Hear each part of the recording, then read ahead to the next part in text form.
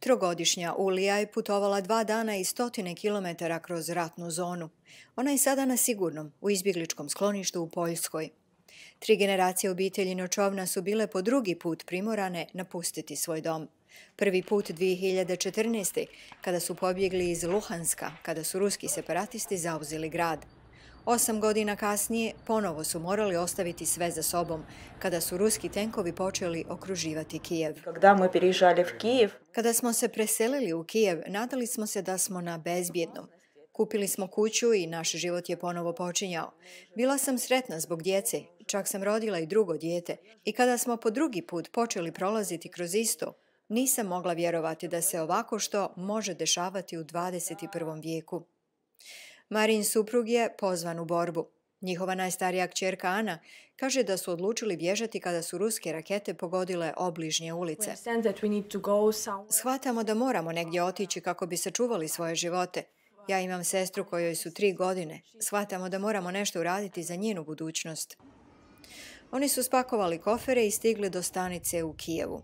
Trebala su im 2 dana da stignu do poljske granice, gdje su čekali u redu 24 sata.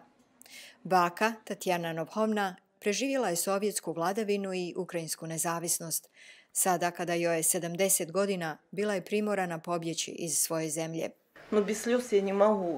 Ne mogu o ovome pričati bez suza, jednostavno počnem plakati. Žao mi je djece, zemlje, svakoga. Ali za izbjeglice nema puno vremena za razmišljanje. Obitelj se sprema nastaviti putovanje. Ana je našla obitelj koja će im biti domaćin u Krakovu i dobili su besplatne karte do Krakova. Na drugoj strani ih čeka Kristina Letkovski. Kako se voz približava stanici, to je za njih veliki trenutak koji znači da se bijeg za sada priveo kraju.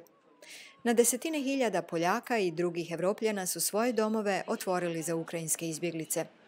Kristina, Španjolka, čiji je suprug Poljak, kaže da je to normalna ljudska reakcija. To slama srce čovjeku, morala sam pomoći, imam slobodnu sobu i nisam mogla odbiti. Obitelj Nočovnas kaže da su presretni dobrodošlicom koju su im pružili u Poljskoj. A Ulija ima novu prijateljicu, Carmen, Kristininu 2-godišnju kćerku. Za njih se radosti djetinjstva polako vraćaju.